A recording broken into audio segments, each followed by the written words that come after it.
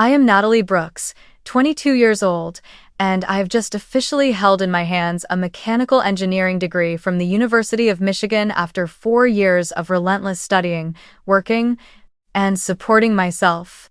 Unlike many of my classmates who had their parents covering expenses, I had been working part-time at an auto repair shop and a coffee shop since I was 18.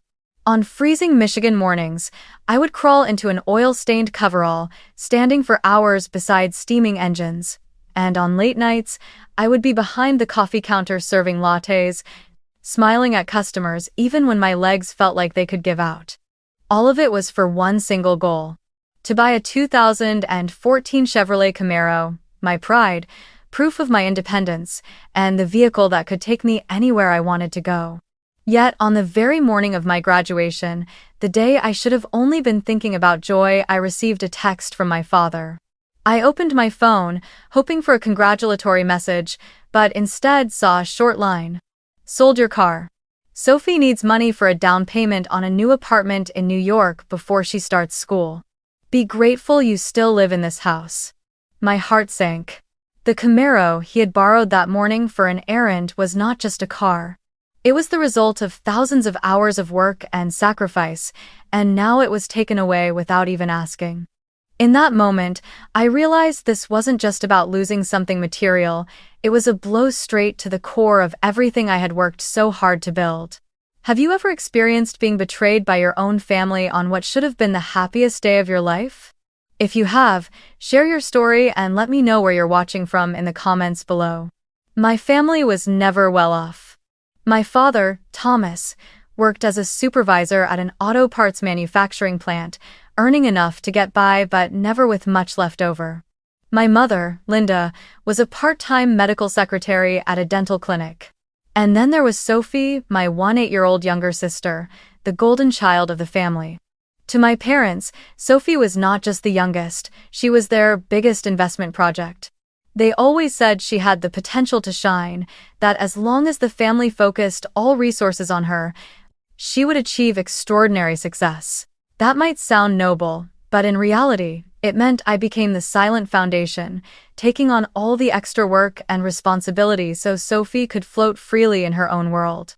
Since I was 13, the household chore list had automatically fallen into my hands. In the mornings, I woke up early to prepare breakfast for the whole family, making sure Sophie had perfectly toasted bread and a glass of freshly squeezed orange juice before she walked out the door. After school, I was the first to rush home, toss my backpack onto a chair, and start cooking dinner.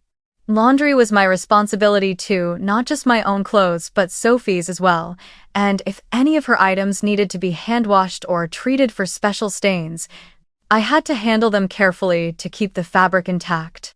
When Sophie started taking ballet, theater, and photography classes, I became her unwilling personal driver. Many days, I sat in the car for hours waiting for her, doing my homework under the dim yellow light of the parking lot, because Sophie couldn't possibly walk home by herself, especially at night. While I learned how to save every penny, buying clothes from thrift stores and mending worn spots myself, Sophie never had to think about money. Every back-to-school season, our parents took her shopping for designer shoes, handbags, and dresses. Every summer, she was sent to expensive East Coast summer camps that claimed to unlock potential through art, acting, and fashion courses. I remember one time my mother said sending me to an in-state science camp was too extravagant and unnecessary. Yet she didn't hesitate to spend triple that amount for Sophie to take photography lessons with a well-known photographer. My parents never hid their favoritism. My mother often told me, "You have to understand, Sophie needs investment to shine, even though we're not well off. You're more independent, you know how to take care of yourself, so we don't need to support you as much." My father would echo the same thing. "You're stronger, sweetheart. You'll find a way to manage on your own." At first, I heard those words as a kind of compliment. I thought they believed in my abilities, that they saw I could stand on my own feet. I swallowed every moment of unfairness, telling myself that if I just worked harder, behaved better, and proved myself more, one day they would acknowledge me and give me the pride I had always longed for. But the truth was, that day never came. When I earned a full scholarship to the University of Michigan, my mother simply smiled and said, "Good, that means we don't have to worry about you much." Then immediately told the relatives about Sophie being invited to model for a small fashion brand. When I won a state-level science research award, my father barely reacted before asking if I could drive Sophie to her acting class because my mother was busy. Even on the occasions when I truly hoped for praise, my joy was swallowed by stories about Sophie and her potential. There were moments when I felt almost invisible in my own family. One time, while I was working a late shift at the coffee shop, my mother texted me to pick up a cake and balloons on my way home to celebrate Sophie winning a school photography contest. No one asked how many hours I had worked that day, whether I was tired, or if I even wanted to attend the party. I simply complied, because that was what a good sister was supposed to do. And when I earned an A+ on a difficult engineering project, I treated myself to a small cake and ate it alone in my room, because the whole family was busy taking Sophie to a friend's birthday party. The justification of Sophie needs investment and Natalie doesn't need much support became the perfect shield for my parents to rationalize every unfair decision. They could sell my belongings without asking, demand that I work extra hours so Sophie could buy a prom dress, or rearrange my work schedule just to take Sophie out. And if I protested, the answer was always, "We're family, and family helps each other." The only problem was that help always flowed in one direction from me to them, never the other way around. Looking back, I realize I had been living in a loop where my worth was measured by what I could provide. I had spent my youth laying the foundation for Sophie, clinging to the fragile hope that one day my parents would acknowledge those efforts. But the longer I waited, the clearer it became that in their eyes, I was merely a resource for Sophie to shine, and that position was never going to change. Then, when the camera, the only symbol of freedom I had saved for years to earn, was sold without a word of warning, I knew every boundary had been crossed.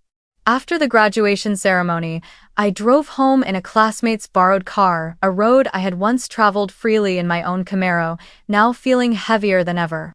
Walking through the door, I saw my father sitting on the couch, eyes glued to the television, while my mother stood in the kitchen chopping vegetables as if nothing significant had happened. There were no congratulations, no questions about the ceremony. Gathering all my courage, I asked directly, "Why did you sell my car without saying a word?" My father only shrugged. "Sophie needed the money right away. Your car is still family property." My mother added, "You can carpool with coworkers or take public transportation. It's not like you need the car to survive." I tried to explain that the Camaro wasn't just a vehicle, but the result of thousands of hours of work, a symbol of the freedom I had earned for myself. But my father just repeated the same line I'd heard my whole life. "Family helping each other is normal." And my mother fell back on her old refrain. "Sophie is at a stage where she needs investment to shine. You're independent now, you don't need as much as she does." As I listened, it felt like I was right back in the middle of hundreds of old conversations where every argument I made was erased by one word. Sophie.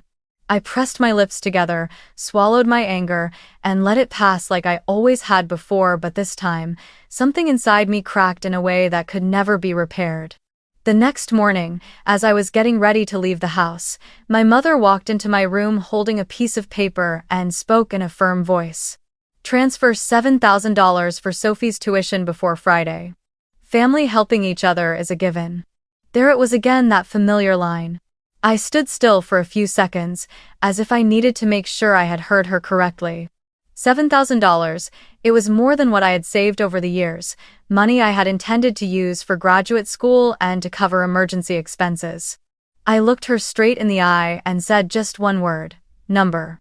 She froze for a moment, then frowned. "What did you just say?" I repeated it, this time even clearer. "I'm not giving the money."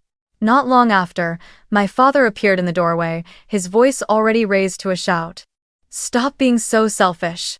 Your sister needs help and you're refusing? Family doesn't act like that." I tried to stay calm. "I've already done more than enough, and I have nothing left to give." But that only made him angrier. "If you won't help, then get out of this house. We don't keep people who only think about themselves."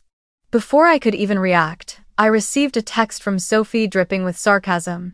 "You live off mom and dad and still act stingy. You really are petty." I stared at the words, feeling something inside me shatter completely. They called me someone who lived off them, when for years I had contributed to groceries, paid the utility bills, done all the housework, driven Sophie to every activity, and sacrificed my time and energy without pay so she could have an easier life. But to them, none of that meant anything if I dared to say no, even once. I looked around my room, the place that held the few belongings that were truly mine, and realized that what they meant as a threat, I saw as an opportunity. There was no fear or hesitation anymore, only a quiet determination forming in my chest. If this was what they wanted, I would go. And once I left, I would never return to being the good sister or the unconditional resource again. I didn't wait for the next morning. That very night, while the rest of the family was still engrossed in the television downstairs, I quietly closed my bedroom door, pulled my suitcase from under the bed, and began packing. No one noticed, no one imagined I would actually leave, because they still believed I would give in like I always had. But they didn't know I had been preparing for this moment for a long time. Every item I put into the suitcase had been carefully chosen. A few essential outfits, important books, some personal items, and a small wooden box containing old photographs and a handful of keepsakes I didn't want them to touch. The rest, the things of real value, had been moved out earlier. Since I was 17, I had secretly opened a savings account at a small bank in town where my parents never did business. I deposited all my cafe tips, most of my wages from the auto shop, and any income I didn't have to report to my family. That account was my safety net, known only to me and the bank staff. On top of that, I had rented a small storage unit about 15 minutes drive from the house, where I kept my valuable possessions. The mechanics tools I had bought myself, a few electronics, and anything I didn't want reallocated to Sophie. Important documents, degrees, scholarship records, and my laptop had already been moved to Rachel's house, my best friend since high school, over a month ago. Rachel knew my situation inside and out, and she had quietly helped me prepare. We had an unspoken agreement. Whenever I was ready to leave, there would always be a place for me in her living room. 6 months ago, I had taken the most important step, filing for emancipation, the legal recognition by the court that I was an adult and no longer a dependent of my parents. That decision wasn't impulsive. It was the result of years of realizing that their help always came with strings attached and control. I had been paying for my own car insurance, phone bill, food, and transportation since I was 18. I worked 2 part-time jobs alongside my studies, maintained a steady income, and regularly deposited money into my savings account. I even contributed more financially to the household than Sophie, who had never earned a single dollar for herself. The emancipation process moved faster than I expected. The pro bono attorney at my university guided me in gathering the documents, bank statements proving my income, the lease for my storage unit, insurance bills, and even receipts showing I had paid for groceries for the entire family. I also prepared a statement about my living situation, that I had alternative housing and clear plans for both school and work. When I presented everything to the court, the judge, a woman in her 60s with a seasoned, knowing gaze, asked me only a few questions before nodding. She said, "You've been living like an adult for a long time. Now we're just making it official." 3 weeks later, I received the formal decree. I stored the original and notarized copies in a thick envelope, locked inside the wooden box at my storage unit, waiting for the day I might need them. And today, that day had come. Once my suitcase was nearly full, I opened the drawer, took out the envelope containing the emancipation certificate, along with another folder I had carefully compiled over the past year, a detailed record of every time I contributed money or had belongings taken. Photos and videos of me doing household chores, bank statements, and receipts for groceries. All of it would be left on the dining table, so they would understand I wasn't leaving out of impulse, but because I had thought this through and because they had pushed me to my limit. Around 10 p.m., I rolled my suitcase out of my room, stepping quietly down the hallway. The television murmured in the background, Sophie's laughter spilling out as she chatted on the phone. No one looked up. I placed the thick folder on the table, along with a handwritten note. I am no longer dependent of this family. This is the truth. Then I opened the door, stepped outside, and didn't look back. Rachel was waiting for me at the corner in her silver hatchback. When I placed the suitcase in the trunk and sat in the passenger seat, she just looked at me once and asked, "You sure?" I took a deep breath and nodded. Absolutely. As the car rolled away from the street I had known for years, I felt an invisible weight in my chest lift. For the first time in years, I was no longer bound by the four walls of a house where I had never truly been considered part of the family. And I knew, from that moment, I would never go back to my old life. Sitting in the car with my friend, heading toward a new beginning, I still thought about the old stories and the feeling I had when I placed that folder on the dining table, the oak table that had seen countless family dinners I had prepared, yet rarely allowed me to sit in an atmosphere that felt genuinely warm. The yellow light spilled over the deep brown cover of the folder, the paper edges slightly curled from months of careful arrangement. I had deliberately set it in the exact center of the table, where I knew my mother would see it first thing when she walked into the kitchen in the morning, and my father wouldn't be able to miss it when he poured his first cup of coffee. Inside, I had divided everything into clearly labeled sections, numbered and neatly clipped in plastic covers. The first section was the original emancipation certificate, the legal document stamped in red by the court, declaring that I was officially no longer a dependent of the Brooks family. I wanted them to see, in a way that was undeniable, that every legal right of control they once had over me had ended 6 months ago. Next to the original, I placed a notarized copy so that if they wanted to keep one, they could, but the original would remain safe with me. The second section was the savings account statement, the figure of over $18,000 printed clearly on the last page. I had printed the full transaction history from the past 2 years, highlighting in yellow every regular deposit from my paychecks at the auto shop and coffee shop.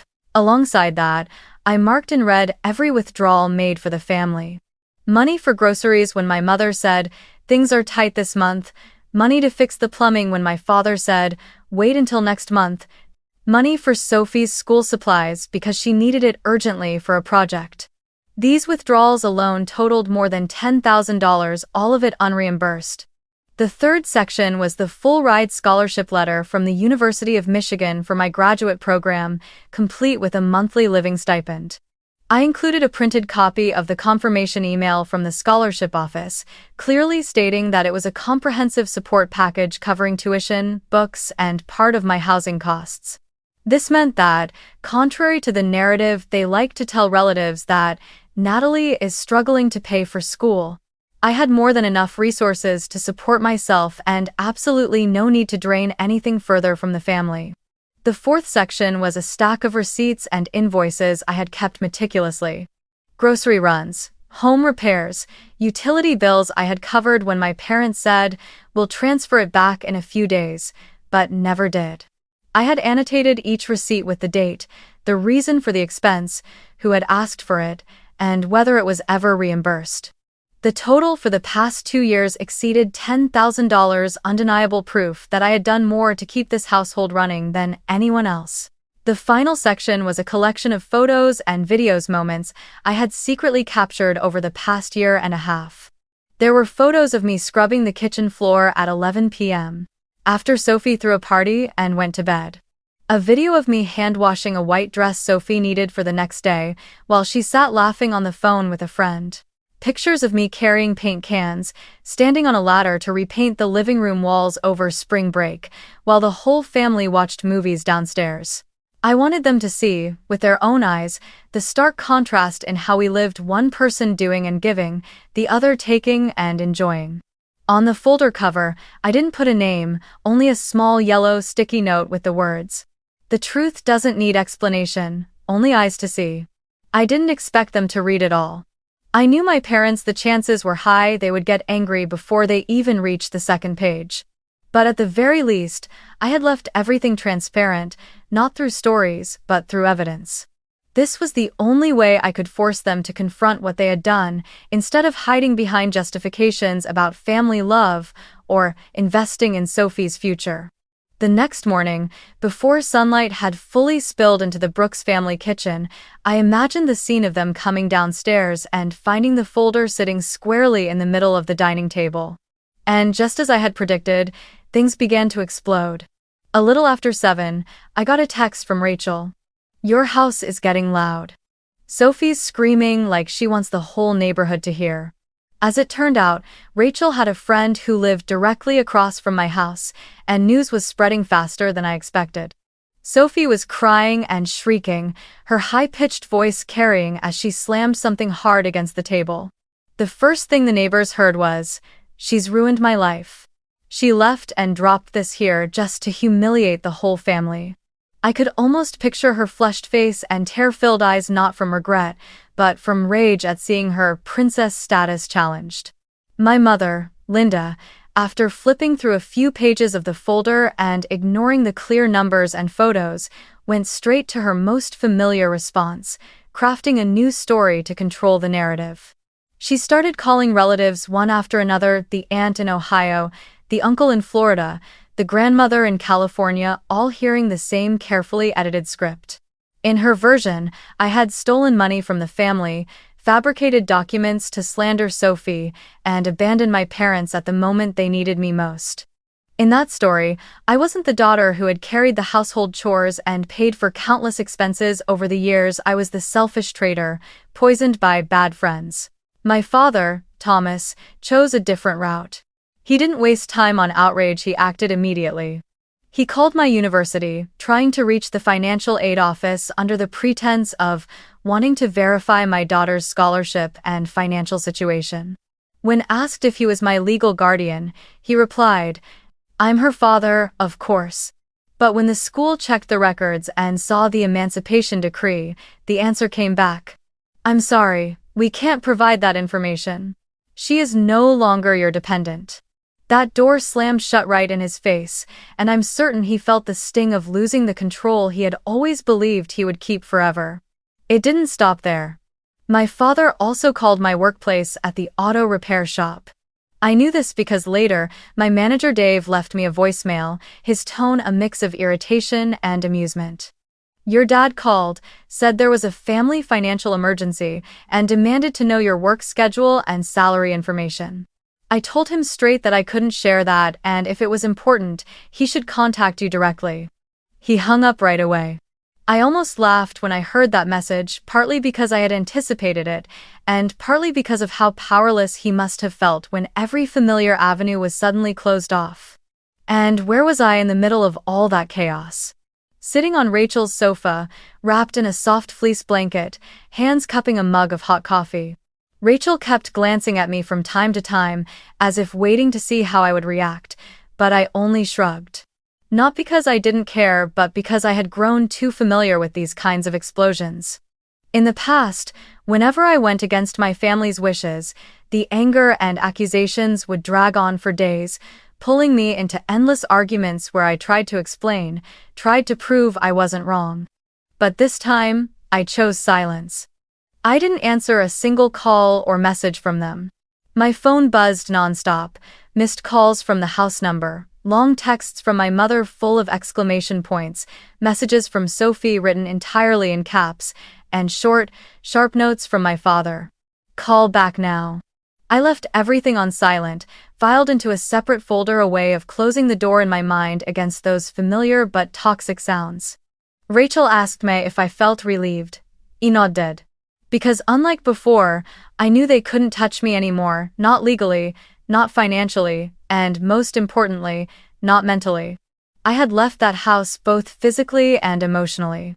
And while I knew the storm was far from over, I also knew I would never again be the anchor they tied their lives to. I sat at Rachel's dining table, laptop open, the original folder still intact beside me. After a night of letting them digest the truth, I knew it was time to strike back. Silence could protect me, but to truly break the cycle, I had to make sure the truth was seen in places they couldn't control. I poured another cup of coffee, took a deep breath, and began. The first target was my grandparents in California. In my memory, they had always been kind, sending me a small birthday card each year, even though we rarely saw each other. My parents had always told them, Sophie is the sweet, smart one, and Natalie is stubborn and difficult, and I had never contradicted them, thinking I didn't need to justify myself. But this time, I sent an email with the entire scanned folder attached. The emancipation papers, the savings account statements, the scholarship letter, and photos and videos of me sweeping floors, cooking meals, driving Sophie around while she went to the spa or shopping. I wrote a short note, without complaining, simply summarizing the truth. You deserve to know what has really been happening. I'm not sending this to ask for money or pity, only to make sure the story isn't distorted. The second target was Sophie's boyfriend's parents. This was a strategic move. I knew they had once given Sophie a large sum of money to pursue her dreams in New York, because I had overheard her bragging about it at dinner. I printed the file, placed it in an envelope, and sent it by express mail.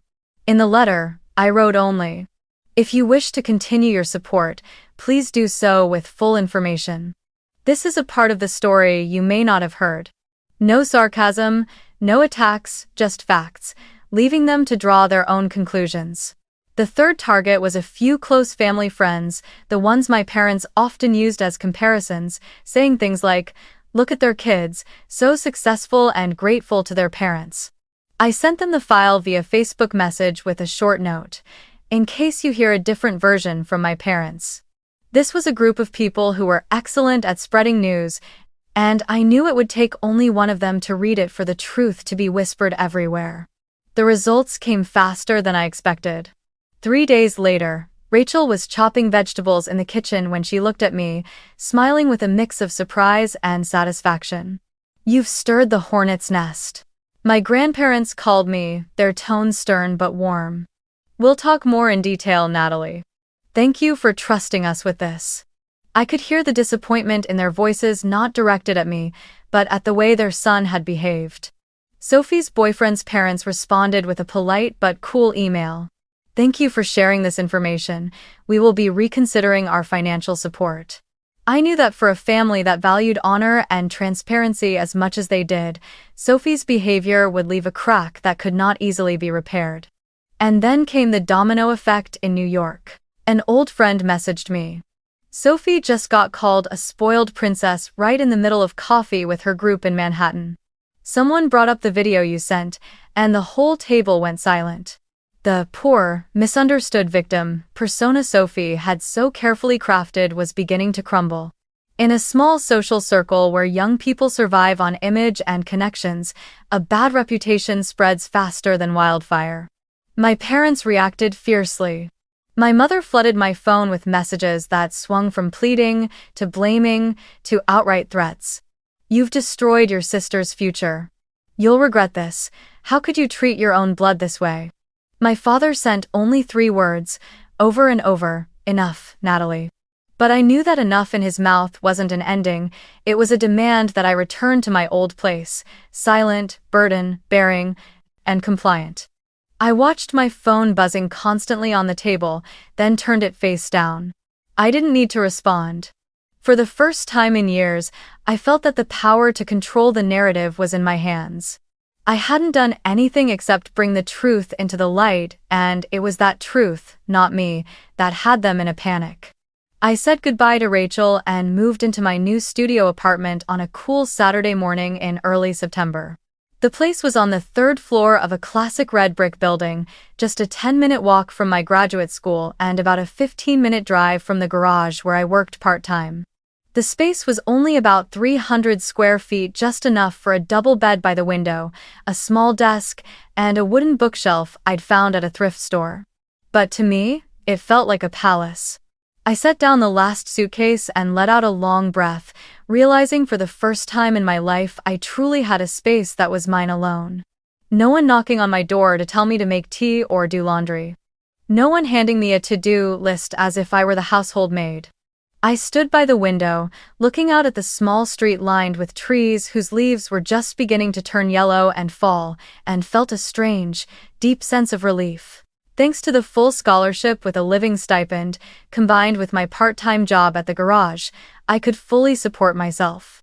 The garage was a small shop run by Marco, an Italian owner with a straightforward but kind personality who often brought cannoli for the crew on Fridays. I handled car washes and basic repair assistance, nothing glamorous, but I liked the feeling of earning every dollar with my own hands. The smell of motor oil and the clink of wrenches sometimes felt far more comforting than the tense family dinners I had once endured. After 3 weeks on the job, I saved enough to buy a 2008 Toyota Corolla from a regular garage customer. It wasn't flashy, not the kind of car Sophie would ever flaunt on Instagram, but the engine ran well and the driver's seat had a few small tears I planned to stitch up myself. The day I drove it back to my apartment, I felt both free and grown up. That car wasn't just transportation, it was proof that I could stand completely on my own. In the evenings, I often turned on the warm yellow lamp in the corner, opened my laptop to work on assignments or read a book. Outside, the city stayed busy, but within these four walls, I had a peace I'd never known before. No more hearing my mother call, "Natalie, bring this for me." No more Sophie yelling because she couldn't find her favorite sweater and blaming me. No more feeling indebted just for eating dinner in my own home. One weekend night, I made a cup of tea and sat by the window, watching the rain. I realized I was sleeping better now, no longer waking in the middle of the night from nightmares of being scolded or abandoned. I no longer wore the mask of the dutiful child just to stay out of trouble. I started spending time drawing again, learning guitar and joining a vintage car club with a few friends from the garage. Each small activity felt like a new piece in the puzzle of rebuilding myself. I knew the journey of healing was still long. But in this little apartment, with the job I chose, the car I bought myself, and the freedom I had fought for, I had already taken my first step steady and sure. 8 months after I walked out of that house, my life had turned to a completely new chapter. I had just finished my first year of graduate school with outstanding grades, gotten a raise from Marco at the garage, and landed a paid research project from the university. While everything in my world was settling into place, news about my old family still found its way to me through mutual acquaintances. My father, Thomas, had lost his supervisor job at the factory after a round of layoffs. My mother, Linda, had started working evening shifts at a private clinic to make ends meet, but the pay was much lower than before. And Sophie, the sister once draped in the title of Golden Child, was now working part-time at a clothing store in the mall. I heard she complained endlessly about having to stand for 8 hours, still convinced this was just a temporary phase before people recognized her worth. One Saturday afternoon in early May, I was wiping down the Corolla outside the garage when the doorbell to my apartment rang. I opened it and froze. Standing there were all three of them. My father wore a wrinkled old button-down, my mother had reading glasses perched on her nose but dark circles under her eyes, and Sophie still tried to keep her air of superiority. But the once polished curls were now overgrown and messy, and on her feet were faded sneakers. My father spoke first, his voice hoarse. "We need to talk, Natalie." I stayed silent, stepping back toward the kitchen to let them in. The air in my small apartment grew heavy, nothing like the peaceful atmosphere I'd gotten used to. My mother glanced around, lips pressed as though she were evaluating everything she saw. Sophie crossed her arms, avoiding my gaze. My father got straight to the point. "We're in trouble. The bank's about to take the house.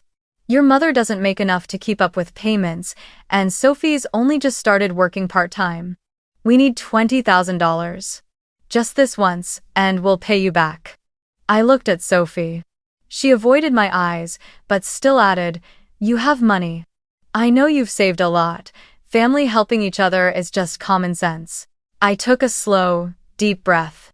In an instant, memories rushed back, being ordered around like staff, the meals I cooked that were met only with criticism, and that text on my graduation morning. "Sold your car." I had once wanted nothing more than their recognition, had thought that if I tried just a little harder, I'd finally be valued. But today, I understood I no longer stood in that place. I sat up straight, set my teacup on the table, and looked each of them in the eye. I don't hate you, Mom, Dad, or you, Sophie. But I'm not stepping back into the same cycle. Helping each other is good when it comes from love and respect. But family can't be an excuse for someone to take advantage. My father frowned. What are you talking about? This is your chance to prove you're still part of this family. I shook my head lightly. Being part of a family doesn't mean sacrificing yourself without limits. When I needed you the most, none of you were there. Now I have my own life and I'm going to protect it. How nay? My mother cut in, her voice sharp. You're ungrateful. All those years we fed you and put you through school. I interrupted, my tone still calm. Fed me and put me through school? I've been working since I was 18 to pay for my car, my insurance, and to contribute to the bills. I still have the receipts. Don't forget, I left with nothing but my own 2 hands, just to protect myself from being taken advantage of. And all the Sophie let out a short, mocking laugh, but her eyes couldn't hide their unease. I continued, this time more firmly. I will not give you $20,000. I hope you find another way to solve your problems, and when you walk out of here, don't come knocking again if the only reason is money. The room sank into silence. My father stared at me, perhaps searching for some soft spot to exploit, but this time I didn't lower my gaze. My mother pressed her lips together and looked away. Sophie rolled her eyes, then abruptly stood, muttering something about cold-hearted before pulling the door open. My father and mother followed, leaving behind the faint scent of her old perfume. When the door closed, I stood still for a moment, listening to the sound of their footsteps fading down the hall. Outside, the late-day sunlight streamed through the curtains, casting long golden stripes across the hardwood floor. I felt something close to relief. Not because they had left, but because I had held my boundaries. A year after that final confrontation with my family, my life had changed so much that even I sometimes felt astonished. The Corolla still sat snugly in the garage of my apartment complex, but my bank account now held more savings than I'd ever dreamed of having when I lived at home. I had just completed my 2nd year of graduate school, kept my full scholarship, and been hired as a full-time technician at Marco's garage. That June, I received an email from the Brooklyn Community Council. They were inviting me to their annual recognition ceremony, honoring young individuals who had made notable contributions to the community. I had been nominated for founding a nonprofit project that connected mechanical engineering students with job and internship opportunities at local garages, factories, and machine shops. The ceremony took place in a small but warm theater. On stage, the golden light spilled across the rows of seats, where I spotted familiar faces from workshops, classes, and even the free repair days we'd hosted for neighborhood residents. Marco sat in the front row, next to Rachel, the one who had sheltered me through those first months after I left home. When my name was called, the sound of applause filled the entire hall. I walked up to the stage, accepting the certificate and bouquet from the council president.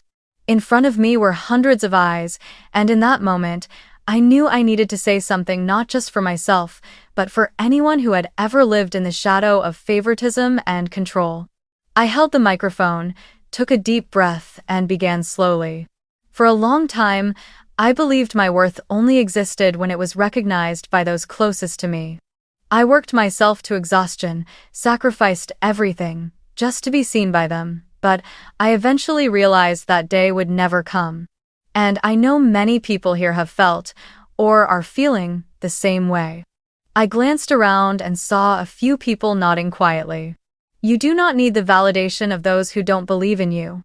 Give yourself the chance to break free from control and to find your true worth. When you dare to step out, you don't just reclaim your life, you create a better version of yourself, one that is respected and loved in the way you deserve. I paused, letting the words settle in the air. Healing isn't going back to the ones who hurt you, hoping they will change. Healing is building a new life, one where you wake up each day knowing you are living for yourself, not for anyone's approval. The applause came again, louder and longer this time. I smiled, bowed, and left the stage with a mix of relief and pride. That evening, I treated myself to a drive around the city. When my tires rolled over the steel of the Brooklyn Bridge, the fiery orange-red sunset washed over the water below. I rolled the windows down, letting the cool wind sweep away the weight of the past. Streetlights flickered on, stretching into warm golden lines. My hand rested on the wheel, my lips curling into a peaceful smile. No more orders barked at me, no more commanding texts, no more feeling indebted just to exist in someone else's space. There was only me and new Natalie, free and complete. In that moment, I knew I had been right to close the old door and open a brighter one. This life is mine, and I will live it my way. And if you're watching this and see a part of your own story in mine, I want you to know something. You don't have to endure mistreatment just to be called family. You don't have to sacrifice yourself to keep a place in the hearts of those who only take and never give back. You deserve a life where you are respected and loved not for what you do for others, but simply for being you. And if today you're not ready to leave, that's okay, but start preparing. Step by step, dollar by dollar, plan by plan. One day, you'll walk away with your head held high, knowing you saved yourself. Thank you for listening, and I'll see you in the next family story.